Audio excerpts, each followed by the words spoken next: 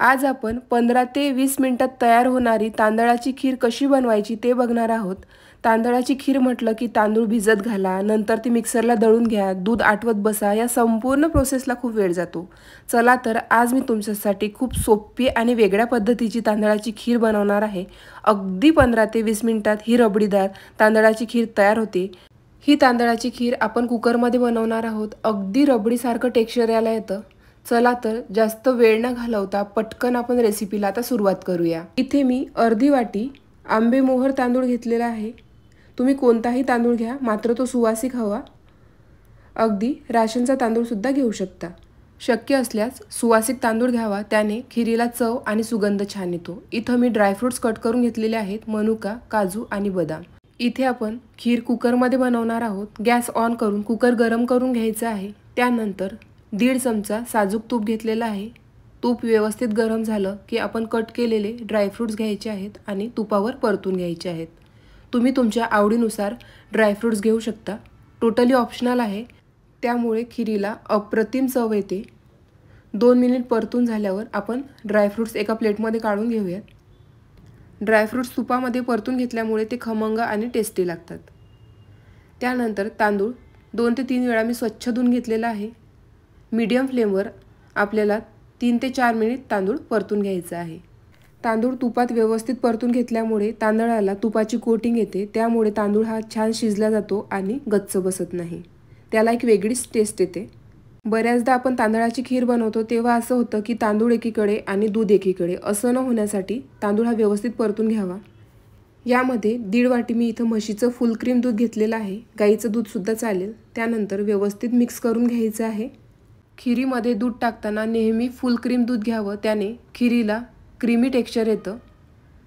इथे मी दूध गरम करून घेतलेलं होतं। त्यानंतर मीडियम फ्लेमला 2 शिट्ट्या आपल्याला काढून घ्यायच्या आहेत। 2 शिट्ट्या भात शिजण्यासाठी पुरेशा असतात, नाहीतर तो गच्च बसतो। इथं कुकर पण थंड झालेला आहे, चेक करूया। तुम्ही बघू शकता किती मस्त असा आपला भात शिजून तयार झालेला आहे, अजिबात गच्च बसलेला नाही। जर 3 शिट्ट्या घेतल्या तर भात गच्च बसण्याची शक्यता असते। खीर बनवताना 2 शिट्ट्यांमध्ये भात परफेक्ट शिजतो। त्यानंतर इथे मी अर्धा लिटर फुल क्रीम दूध घेतलेलं आहे। इथं मी म्हशीच्या दुधाचा वापर करत आहे। दूध मी आधीच गरम करून घेतलेलं होतं। व्यवस्थित मिक्स करून घ्यायचं आहे। तुम्हाला जेवढी खीर बनवायची आहे, अर्धा लिटर वा 1 लिटर दुधाची, तेवढं दूध घाला। व्यवस्थित मिक्स करून घ्यायचं आहे। एकदम मिक्स झाल्यावर इथं मी पाव वाटी साखर घेतलेली आहे। साखरेचं प्रमाण तुम्ही तुमच्या आवडीनुसार कमी जास्त करू शकता। व्यवस्थित मिक्स करून घ्यायचं आहे। आपण ड्रायफ्रुट्स परतून घेतलेले होते ते टाकायचे आहे। थोडेसे ड्रायफ्रुट्स मी सजावटीसाठी ठेवून देणार आहे। जर तुम्हाला खीरीला रबडीसारखं टेक्स्चर द्यायचं असेल तर तुम्ही रवीने एकदा खीर हाटून घ्यायची आहे। ते छान एकजीव होते आणि मस्त अशी दाटसर कन्सिस्टन्सी त्याला येते। ही स्टेप तुम्ही स्किप सुद्धा करू शकता। तुम्ही बघू शकता किती मस्त दाटसर आपली खीर तयार झालेली आहे। तांदूळ आधी शिजून घेतल्यामुळे अजिबात आपल्याला जास्त शिजवण्याची किंवा दूध आटवत बसण्याची गरज नसते। तांदळाचं जे स्टार्च असतं ते सुटलेलं आहे, त्यामुळे खीरीला एकदम घट्टसरपणा येतो।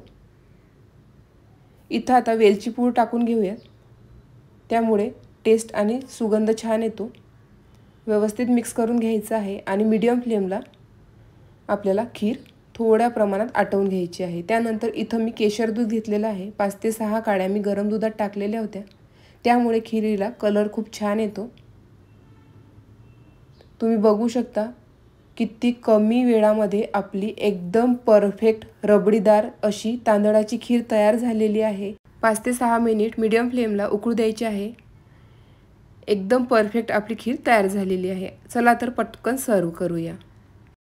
कमी वेळात कमी भांडी वापरता ही खीर तयार होते। पितृपक्षाकरिता तांदळाची खीर बनवली जाते। घरातील नैवेद्य असो, कुठलं सेलिब्रेशन असो, सणावाराला ही खीर बनवा, अगदी इन्स्टंट ही खीर तयार होते। बघू शकता एकदम परफेक्ट कन्सिस्टन्सी तर आलेली आहेच। ड्रायफ्रुट्स घातल्यामुळे शाही तडका या खीरीला आलेला आहे। नक्की ट्राय करा। अगदी 15 मिनिटांमध्ये ही रबडीदार खीर आपण कुकरमध्ये बनवलेली आहे। तुम्हाला आजची रेसिपी कशी वाटली कमेंट करून नक्की कळवा। रेसिपी आवडल्यास जास्तीत जास्त लाईक शेअर करा आणि जर चॅनलवर नवीन असाल तर सबस्क्राईब करायला विसरू नका। अशाच नवनवीन रेसिपी मी तुमच्यासमोर घेऊन येणार आहे। Thank you for watching. भेटूया अशाच नवनवीन रेसिपीसोबत।